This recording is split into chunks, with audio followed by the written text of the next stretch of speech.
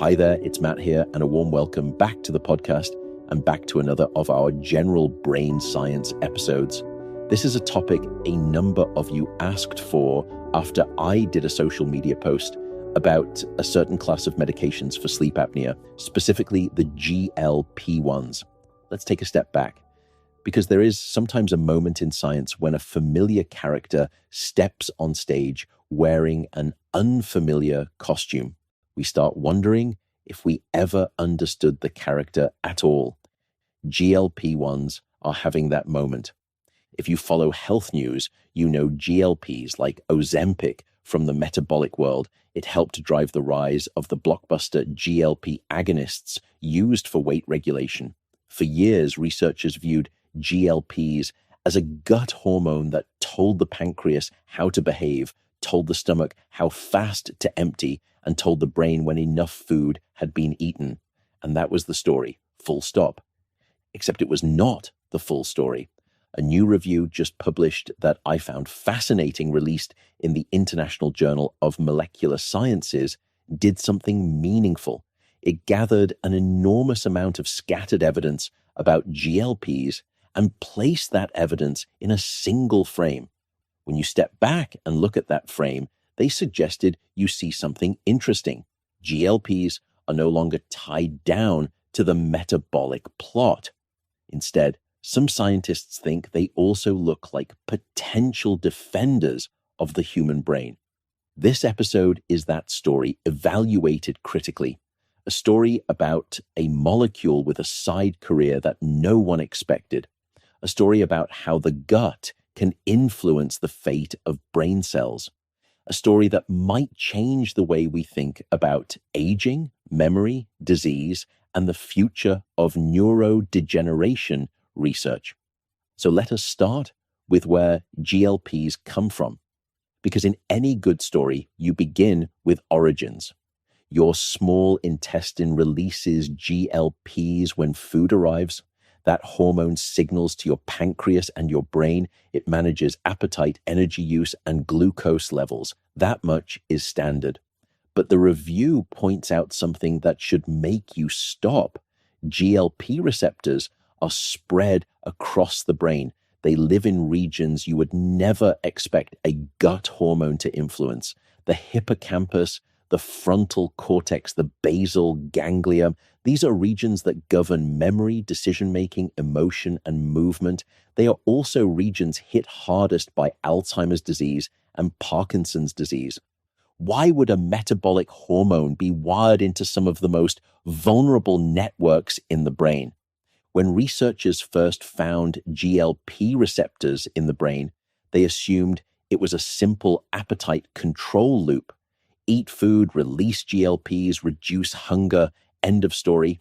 But then more data appeared. In rodent models of neurodegeneration, GLP receptor activation protected neurons from death. Synapses fired more reliably. Mitochondria produced energy more cleanly. Microglia toned down their inflammatory reactions. The animals learned faster in mazes. They moved better after nerve damage. Their brains, in many measurable ways, failed more slowly. It felt like watching a character reveal layers you never expected. Like discovering the accountant in the back of the office also races motorcycles on weekends. Here is a clean summary of what the review reports. GLP receptor activation in the brain appears to do 4 things. First, it supports synaptic plasticity, especially the enzymes that enable brain plasticity. These are pathways associated with stronger synapses and better memory formation. When GLP receptors activate, neurons communicate with more reliability. Second, it reduces oxidative stress. Oxidative stress is the biological equivalent of rust. It erodes cell membranes, DNA, and proteins. GLPs appear to tone this down. Third, it reduces inflammatory activation in microglia. Microglia are the immune police of the brain. They protect neurons until they become too reactive, then they damage the neighborhood. GLP receptor activation cools them off. Fourth, it helps regulate mitochondrial energy production. Mitochondria are your energy factories. When they fail, neurons fail. The review shows evidence that GLP signaling improves mitochondrial integrity. Individually, these effects matter. Together, they form something more, a pattern of neuroprotection. So for, oh gosh, it must be at least a decade now, I have been an avid, probably more like rabid consumer of protein shakes. But the hard thing, honestly, in the supplement space, if you really understand and do your diligence, is this critical thing called trust. It is very hard to find a brand that you can truly trust. That's when I came across the company Puri and the really impressive founder. Even though I'm sure it makes them less profit versus other quick and loose companies, Puri takes quality more seriously than any company I've ever seen before. They have so many offerings, gosh, protein powders galore, but lots of other additions. But that's what I was focusing on here. Why did I choose them? Well, it's really for four specific reasons. Number one, they are free from hormones. Number two, they are free from GMOs. Number three, they are free of any pesticides. And number four, and this is the critical confidence part, every single batch is third-party tested for over 200 harmful contaminants, things like heavy metals, etc. All you have to do if you are a neurotic nerd like me, you can even scan the QRI code on the back of the product to get the third-party independent laboratory test results. That's how much trust and confidence they place in their product. By the way, if you want a recommendation, go for the dark chocolate flavored protein powder. It's just exceptional. In fact, it's wonderfully addictive. I didn't just say that. Anyway, it delivers 21 grams of protein per serving. And for folks of my podcast right now, you can save 20%. So go over to puri.com/Matt Walker, and that is spelled PUORI.com, Matt Walker. So again, that is PUORI.com/Matt Walker, and you will get 20% off your product. But this is where the story gets more interesting, because neurodegeneration is not a single problem. It is a tangle of insults: protein aggregation, inflammation, cell death, energy loss, vascular dysfunction. It is the biological version of a city facing multiple system failures at once. In that kind of crisis, you do not want a specialist who only fixes one thing. You want a generalist who helps across many domains. GLPs start to look like that kind of generalist. But before we get carried away, we need to look at the evidence more carefully, in my humble opinion, especially since it's rare you get free lunches in biology, no pun intended. Much of what we know comes from animal models, and animals are not humans. They do not age like us. They do not develop the slow, complex pathology of human Alzheimer's disease. Their brains do not build amyloid plaques over decades. A rodent can lose neurons, but the tempo is different. The pattern is different. The immunology is different. So when the review shifts from animal data to human data, my reading of the story changed tone a little bit. It became more cautious. There are early trials suggesting that GLP receptor agonists slow cognitive decline in some individuals with mild cognitive impairment. There are hints of preserved brain volume in small samples, but these are preliminary results. They lack the statistical power and duration we need for confident conclusions. In other words, the plot is promising, but the final chapter is unwritten. Still, even with limited human data, the biology is compelling. And that leads to the next question. Why does a hormone that begins in the gut have these properties in the brain? Here is one part of the answer. Your brain is not isolated. It is tied into the entire metabolic system. Every neuron operates on tight glucose regulation. Every synapse requires clean mitochondrial energy. Every glial cell reacts to immune signals that originate across the body. Think of glucose regulation as the power grid that keeps the brain lit. When the grid flickers, the lights inside the brain flicker. So a hormone that stabilizes that grid can indirectly stabilize neurons. But the review explains something more direct. The brain makes some GLPs in the brainstem, and GLP receptors in the brain trigger intracellular pathways that do not depend on glucose at all. These are direct neurobiological effects. This is where the story turns, because the presence of these receptors suggests that evolution knew something long before we did. It wired a metabolic hormone into the command centers of the brain. That wiring implies purpose. So let us ask the next logical question. If GLPs have neuroprotective potential, where might it matter most? The review then focused on two brain disorders, Alzheimer's disease and Parkinson's disease. In Alzheimer's disease, GLP receptor activation reduces amyloid beta toxicity in animal models. It reduces tau phosphorylation. It lowers inflammatory cytokines. It improves learning tasks. That is a long list for a molecule discovered in the gut. In Parkinson's disease models, GELP receptor activation protects dopaminergic neurons in the substantia nigra. It improves motor performance. It lowers neuroinflammation. And again, these effects have appeared repeatedly across multiple studies. But there is an important caveat. Neurodegenerative disease is not a problem solved by a single intervention.